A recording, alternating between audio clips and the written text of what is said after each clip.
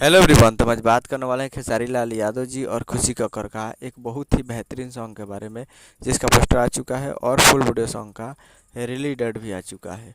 और इस गाने को लिखे हैं दीपक ब्याहुत जी और इसमें म्यूजिक दिए हैं संतोष राज जी। और इस गाने को गाए हैं खेसारी लाल यादव जी और खुशी कक्कर जी, जो कि आपको स्क्रीन के ऊपर दिखाई दे रहा है। जिस सॉन्ग का टाइटल रखा गया है ठुमका ठुमका, जिसका टाइटल है ठुमका ठुमका। और वीडियो में खेसारी लाल यादव जी और नीलम गिरी जी, फिट में है नीलम गिरी जी।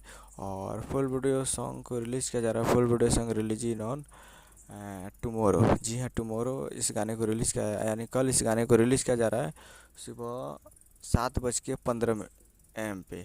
तो कल सुबह में तैयार रहिएगा 26 तारीख को, 26 अप्रैल को सुबह 7:15 पे ये गाने को रिलीज़ किया जाता है। तो बहुत ही बेहतरीन है और तगड़ा लेवल का गाना है। ठुमका ठुमका पे आप लोग तो कल तैयार रहिएगा, जो कि आ रहा है global music junction Bhojpuri YouTube channel पे। तो ग्लोबल म्यूजिक पे तैयार रहिएगा कल सुबह में।